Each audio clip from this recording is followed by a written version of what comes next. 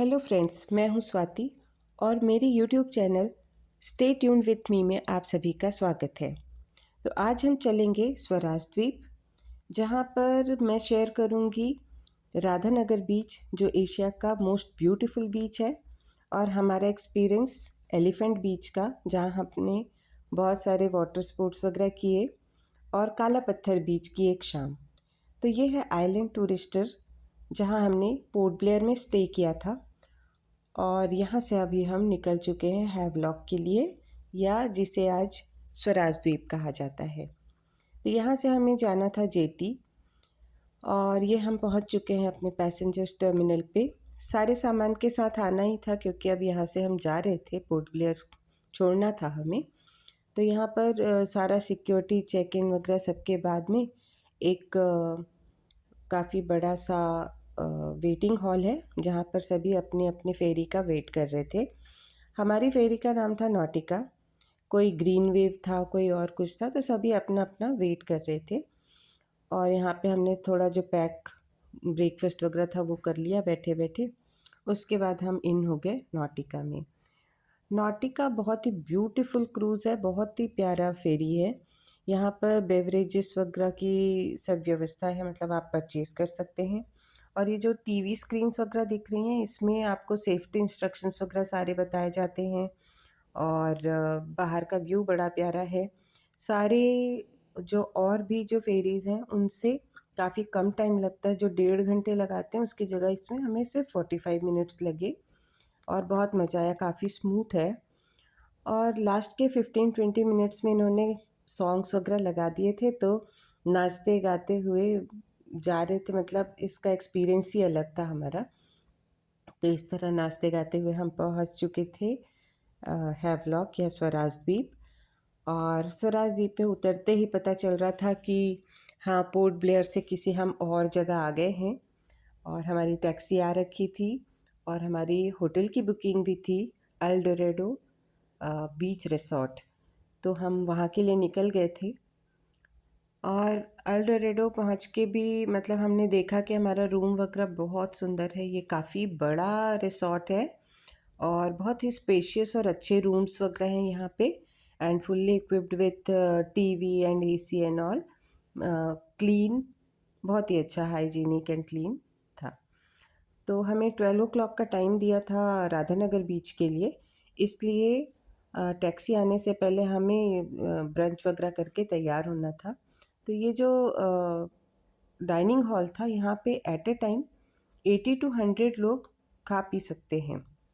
अब बीच रिसॉर्ट था, तो हमें बीच देखने तो निकलना ही था, और वो भी टैक्सी आने से पहले। तो हम फटाफट खा पी के निकल चुके थे। यहाँ पे मेरी डॉटर छोटे छोटे नारियल जो गिर जाते हैं वो इकट्ठे कर रही थी, और मैं तो कोरल्स के पीछे, मतलब मुझे बहुत ही इंटरेस्ट है इन चीज़ों में। उसके बाद फिर हम पहुँचे राधानगर बीच। राधानगर बीच को ऐसे ही एशिया का मोस्ट ब्यूटीफुल बीच नहीं कहा जाता, ये एक्चुअली बहुत ही सुंदर है।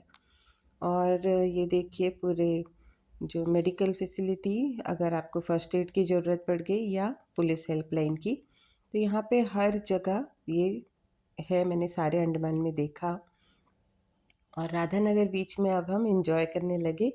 बहुत सारे लोग थे, बहुत इंजॉय कर रहे थे, काफ़ी क्लीन वाटर, बहुत ही बढ़िया, मज़ा आने लगा। और जिसको थोड़ी बहुत भी स्विमिंग आती है, उसके लिए थोड़ी, मतलब सी में थोड़ी से आगे बढ़ के और बड़ी लहरों के बीच में जाकर एंजॉय करने में बहुत मज़ा आएगा। और ये कुछ हद तक मुझे साउथ गोवा की भी याद दिला रहा था। बट येस, व्यू बहुत ही ज़्यादा सुंदर है यहाँ पे, क्योंकि हमें आसपास में जंगल और हिलॉक्स वगैरह भी दिख रहे थे। तो ये डे तो हमारा यहाँ पे ख़त्म हुआ, और नेक्स्ट डे हमें जाना था एलिफेंट बीच, जो हम वाटर स्पोर्ट्स के लिए बहुत ही एक्साइटेड थे। और यहाँ पे बहुत सारे ऐसे अम्ब्रेलास लगा के लोग बैठे हुए हैं, जहाँ पे आप टिकट ले सकते हैं। वो हमें गाइड रहता है, वो गाइड भी करता है। लेकिन ये है कि बीपी अस्थमा वालों को वो स्कूबा डाइविंग, सी वॉक, इस तरह की एक्टिविटी की टिकट्स नहीं देते, और इसीलिए हस्बैंड को तो मिल गई, बट मुझे नहीं मिली थी। फिर जब हमारा फेरी का नंबर आया तो उससे हम निकल चले थे, और ये देखिए वो दूर में मुझे डॉल्फिन दिख रही थी, वो डॉल्फिन राइड के लिए ही है वो। तो हम एलिफेंट बीच पहुंच चुके थे। यहाँ पर शुरू में बहुत फ़ोटोग्राफी करने का टाइम नहीं था, बिकॉज़ फेरी ने हमें 3 आवर्स का टाइम दिया था। इतने में हमें अपनी वाटर एक्टिविटीज़ वगैरह सारी कंप्लीट करनी थी। तो हम चेंज वगैरह करने चले गए। यहाँ पे चेंजिंग रूम, शावर रूम और लॉकर, ये सारी चीज़ें हैं। और ये देखिए वार्निंग एंड इंस्ट्रक्शंस भी लिखे हुए हैं जिन्हें हमें फॉलो करना होता है वहाँ पे, क्योंकि इतनी दूर में आके बिल्कुल अकेले हैं और वहाँ पे बहुत सेफ्टी के लिए तो कुछ है नहीं। तो जैसे कि मुझे सी वॉक वगैरह के लिए तो टिकट नहीं मिली थी, तो हमने डॉल्फिन की टिकट ले ली थी और डॉल्फिन राइड के लिए निकल गए थे। ये देखिए दूर में लोग स्नॉर्कलिंग कर रहे हैं। बहुत ही अच्छी एक्टिविटीज़ होती हैं यहाँ पे। और ये है डॉल्फिन राइड। इसमें इस गोल बड़े से ग्लास में कॉनकेव लेंस है आई थिंक, जो हमें बहुत नीचे के कोरल्स वगैरह को देखने में मदद करता है। तो इसके चारों साइड सीट बनी हुई हैं, पंखे वगैरह लगे हुए हैं। आप यहाँ की जो छोटी छोटी विंडोज़ दिख रही हैं उससे बाहर का भी नज़ारा ले सकते हैं। जब हम सी में जा रहे हैं तो हमें वहाँ पानी वगैरह दिखता है, और चारों साइड बैठ के बीच में हमें सारे कोरल्स वगैरह ये देखना था। और इसमें एक गाइड होता है जो कि हमें सारी चीज़ों की डिटेल देते जाते हैं। कोरल्स हैं, फ़िश दिख रही थी, स्नेक दिख रहे थे, तो हर एक चीज़ के बारे में वो हमें बताते जा रहे थे। जैसे मैंने समुद्रिका म्यूज़ियम वाले अपने वीडियो में बताया था कि ये फिंगर कोरल है, ये मशरूम कोरल है, और ये तो वो सारी चीज़ें जो हमने म्यूज़ियम में देखी थी, आज हमें वो यहाँ पर लाइव देखने मिल रही थी। एंड प्लस गाइड हमें जो बताते जा रहे थे उसके कारण हमें नॉलेज बहुत हुआ इन चीज़ों का, कि ये किस तरह कैल्शियम से बना हुआ है, कैसे क्या होता है, कितने दिनों का इनका लाइफ साइकिल होता है, कैसे ये डेड होते हैं, और कैसे इनको फिर बाहर निकाल के म्यूज़ियम में रखा गया या क्या है, इनकी एज वगैरह सब कुछ।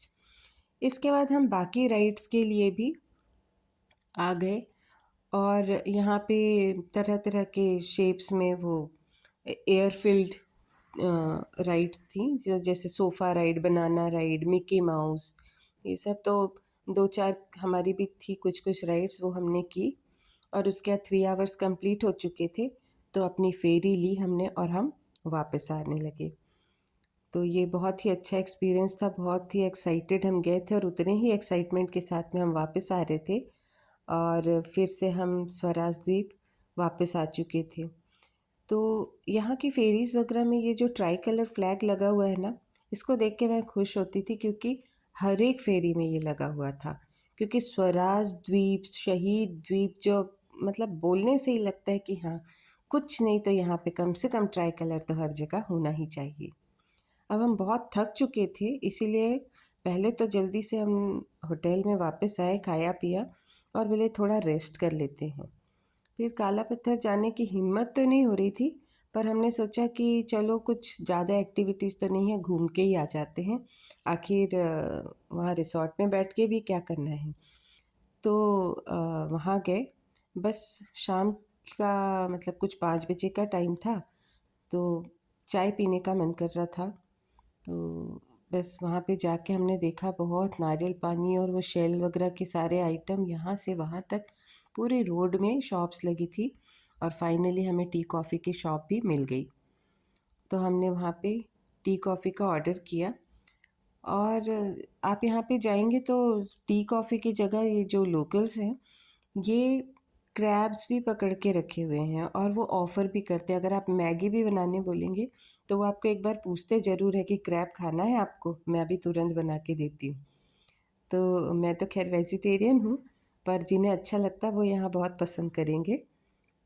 पर हमने तो अपनी कॉफ़ी ली और फिर हम चले गए बीच पे, और चाय और कॉफ़ी पीते पीते हमने मज़े लिए। यहाँ पे बहुत सारे लोग यहाँ पे जाके लहरों के भी मज़े ले रहे थे, लेकिन हमारी हिम्मत नहीं थी। काफ़ी लॉन्ग ये है बीच, और वहाँ पे जो पत्थर वगैरह काफ़ी रखे हुए हैं, वहाँ बैठ के शांत लहरों को मतलब महसूस करना बहुत अच्छा लग रहा था। बहुत ही शांत और ठंडा वातावरण था। तो हमने वहाँ की लहरों को इस तरह से बैठ के और फ़ोटो वगैरह क्लिक करके एंजॉय किया। और जैसा कि लेडीज़ को तो मैंडेटरी है ना कुछ शॉपिंग करना, तो वो सब थोड़ा बहुत किया मैंने यहाँ पे, मुझे पसंद आया। और इस तरह से हमारा स्वराज द्वीप का ट्रिप ख़त्म हुआ। और इसके बाद मैं आपको ले चलूँगी शहीद द्वीप। और मेरे साथ बने रहने के लिए धन्यवाद।